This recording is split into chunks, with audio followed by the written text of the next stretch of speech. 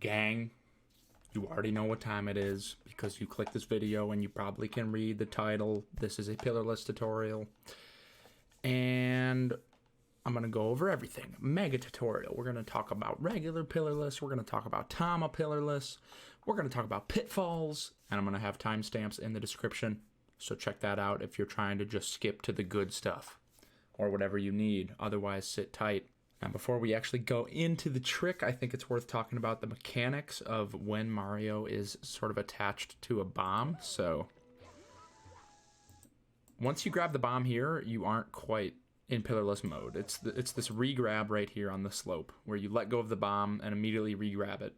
And it looks like you're just still holding onto it, but you actually let go when you jump, and then when you dive, you re-grab it.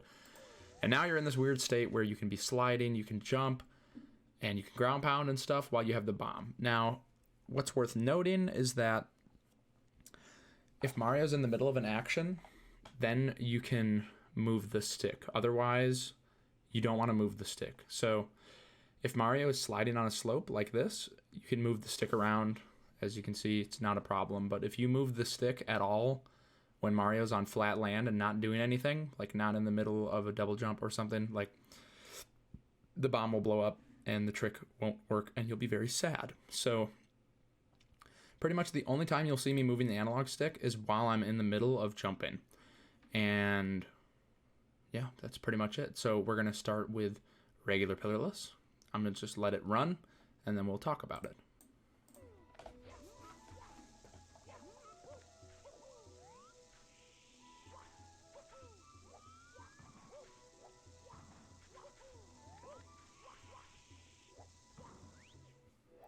And there it is. So let's go over it.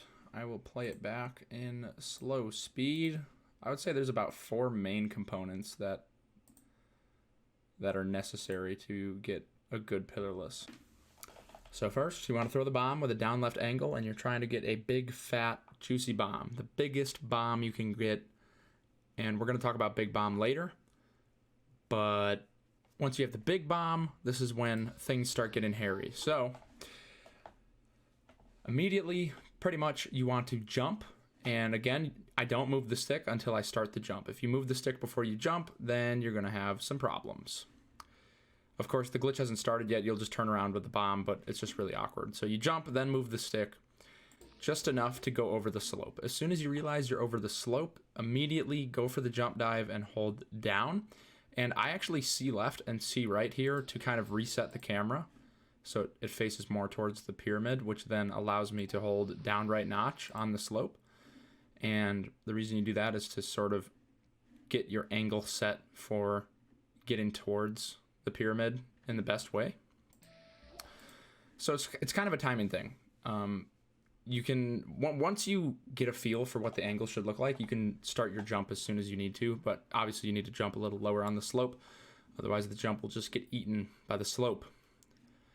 So you do your single jump, and this is the only time you'll see me moving the stick on the ground, and that's because I'm in the middle of a double jump. And when Mario does a single jump and then he lands, there's like a little buffer where he's kind of still like sliding, and that doesn't mess with the bomb. However, the double jump that we'll see coming up here, I don't move the stick. So you do a very small single jump, a huge double jump, and then pretty much as Mario starts falling from the peak, you can go for the ground pound. And I like to see right here. It's preference. Some people don't do it, but I just like the camera better. It allows me to see what's going on a little easier. So ideally, you land on this triangular shape. It just makes it a little smoother, but I think I land in the quicksand here, and you can land on the quicksand in either part.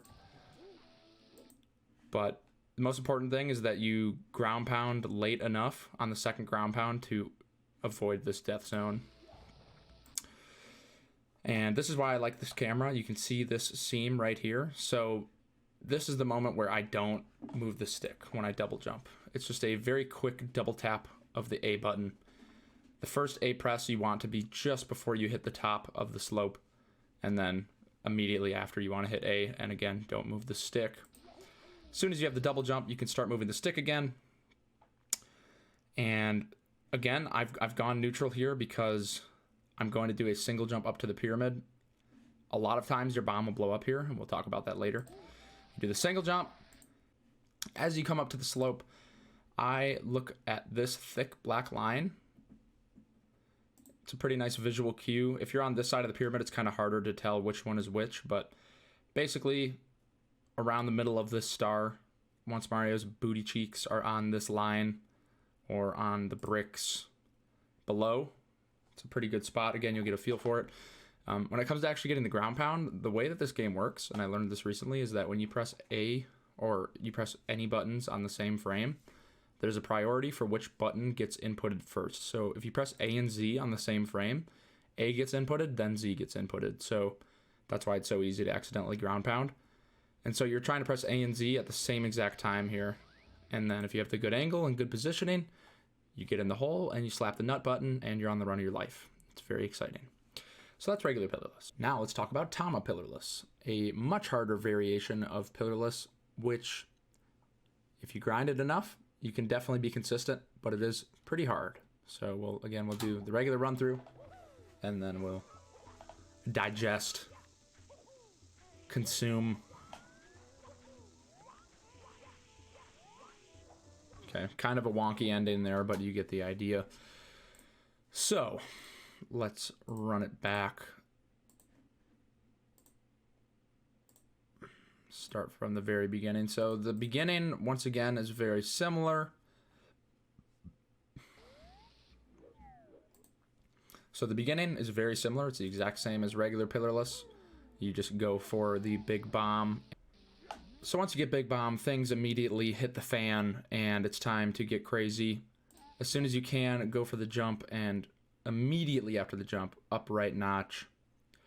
And keep holding upright. The nice thing about Tama Plus is it's 2 notches, which is pretty comfortable. So as soon as you realize you're sliding, you need to press A and B on the same frame. If you don't press A and B on the same frame, you won't grab the bomb. That's what makes Tama Plus pretty hard, but it can be done consistently. So A and B on the same frame to get the grab, continue holding upright, and by the time you land, you want to be holding up left. So swinging from upright to up left.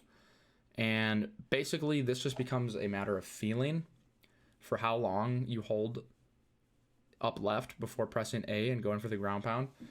I find that not every Tama Plus is the same. Sometimes you'll be further down the slope when you start sliding, and sometimes you'll be further over here. I find that the further you're over here, the less you need to hold up left before ground pounding. But if you're over here, you need to hold up left a little bit longer before ground pounding. And the ground pound is very quick. You don't want to do it too quick because the bomb will blow up, but the timing is pretty specific. And from here, it's just like a regular pillarless.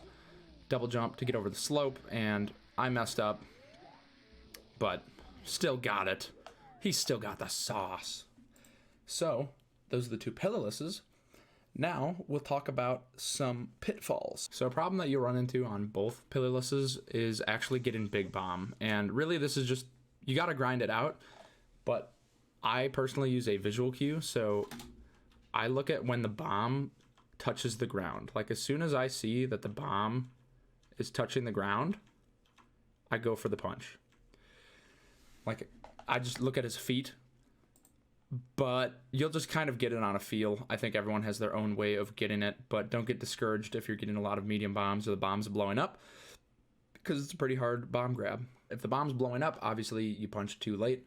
And if you didn't get a big bomb, then you punched too early. Now, let's say you do get a medium bomb or the bomb blows up. I personally, in both of those situations, go for a backup star. I just throw the medium bomb and then go do a backup star. If you do a medium bomb pillarless, it's about as fast as throwing the medium bomb away and then doing another attempt and getting big bomb. Of course, that's banking on the fact that you're going to get a big bomb. So I think it's worth knowing how to do a medium bomb pillarless. So we'll go over that right now. So if you do get a medium bomb, this is what pillarless would look like.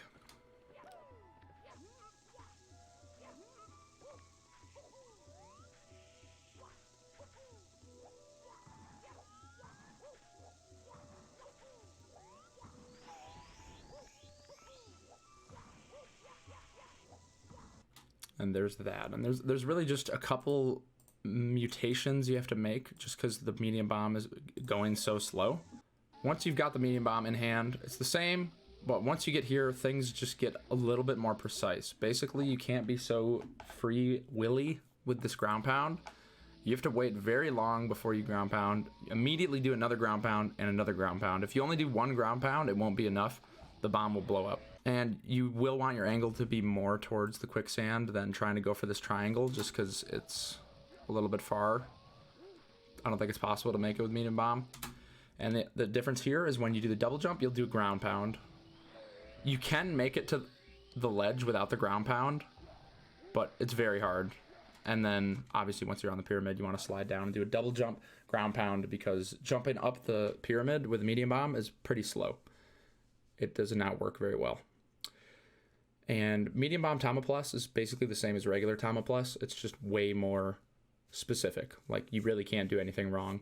So it's up to you whether or not you want to do it. It's basically how comfortable or how confident you are in getting a big bomb grab. For the longest time, I did medium bomb pillarlesses if I got medium bomb, just because I thought it was easier than hoping for a big bomb, because obviously if you go for medium bomb and then you come back in and you get another medium bomb, then you're going to be feeling like a medium bomb, and you want to feel like a big bomb when you're playing the game. So that's that.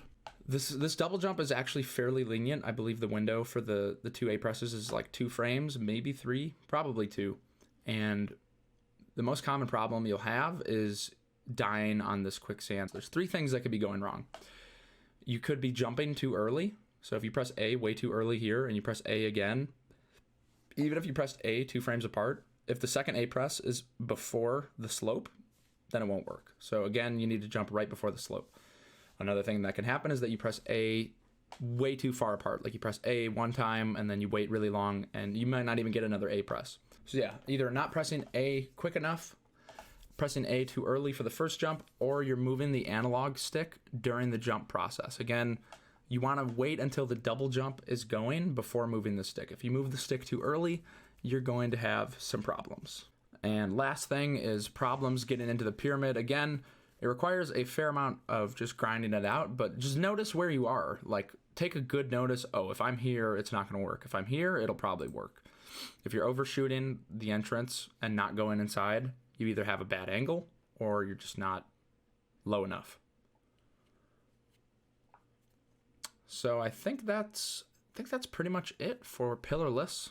In terms of actually picking up this strat, I wouldn't recommend it right away at all for anyone. I don't think this strat is worth doing for quite a long time. Maybe when you have like a sub 1 and 70 star, you can start going and start learning it.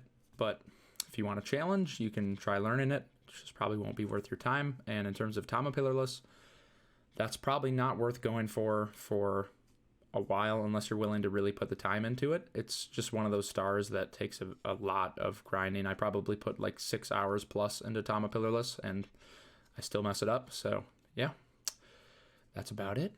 Thank you very much. If you have any more questions, anything I missed, please comment below. I'll try to answer as best as I can. And let me know what other tutorials you'd like to see if this helped you out. I'm streaming on Twitch every day. Follow my stuff, Twitter, YouTube. It'll all be linked below. And peace out. Bye.